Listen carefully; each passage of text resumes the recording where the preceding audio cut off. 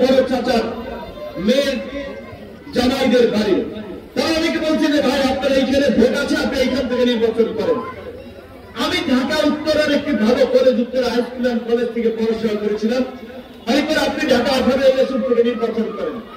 আমি বাড্ডা থাকি, সেই এলাকার লোকজন বলেছে আপনি এই এলাকা থেকে নির্বাচন করেন, 1 টাকা আপনার খরচ করতে হবে না।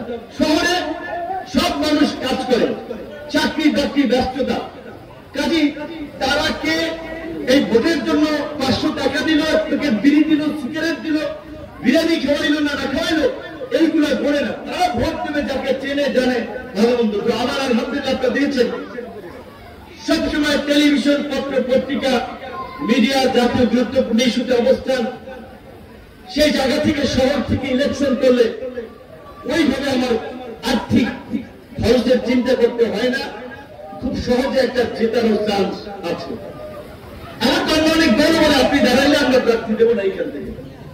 পটুয়াখালীতেও হয়তো কোন দলের সাথে জোট আমাদের হতে পারে, কিন্তু যেহেতু এই দলটা এরকম একটা যুবক বয়সে আমরা প্রতিষ্ঠা করেছি, এই দলটা যেন আনুষ্ঠানিক ভাবে একটা ইতিহাসে থাকে যে এইরকম একটা আন্দোলন সংগ্রাম ছাত্র যুবক তরুণদের মাধ্যমে তৈরি হওয়া দল, তাদের সংসদে প্রতিনিধিত্ব আছে। সেই কারণে আমি দলের প্রধান হিসেবে সিদ্ধান্ত নিয়েছি, অন্য দলের সাথে জোট করলে তাদের প্রার্থী থাকবে না, কিন্তু আমি ট্রাক মার্কা নিয়ে এই এলাকায় নির্বাচন করব।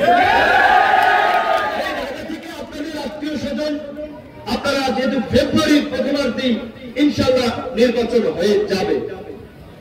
এখন এই ভোটের রাজনীতিতে আপনারা যদি মনে করেন যে আমি আপনাদের হকদার, আপনাদের সুখ দুঃখের ভাগিদার হতে পারবো, অন্যান্য নেতৃবৃন্দের চেয়ে আপনাদের জন্য কিছু করতে পারবো, আমার বলাবাজি কিংবা বক্তৃতা নয়, আপনাদের যদি এটা মনে হয়, উপলব্ধি করেন, তাহলে গলাচিপা 10 মিনিট সব জায়গায় সবার আত্মীয় স্বজন আছে, তাহলে আপনারা একটু মেসেজ দিয়ে দেবেন যে দলমত নির্বিশেষে ডাকসুর ভিত্তি বাংলাদেশে কতজন হয়েছে আপনারা জানেন, কয়জনকে চেনেন। জীবিত অবস্থানে দেখুন মামলা ভাই একজন আছে, মুজাহিদুল ইসলাম সেলিম আছে, আমানুল্লাহ আমান আছে, হাতিপুরে এরকম বোধহয় এই 18 কোটি জনসংখ্যার মধ্যে 5-6 জন আছে যারা জীবিত আছেন। আল্লাহর কাছে শুকরিয়া, সেই 5-6 জন ব্যক্তির মধ্যে আল্লাহ আমাদেরকে কবুল করেছে। এমপির প্রত্যেক 5 বছর পর 300 হয়, কিন্তু ডাকসু নির্বাচন 28 বছরে হয় নাই।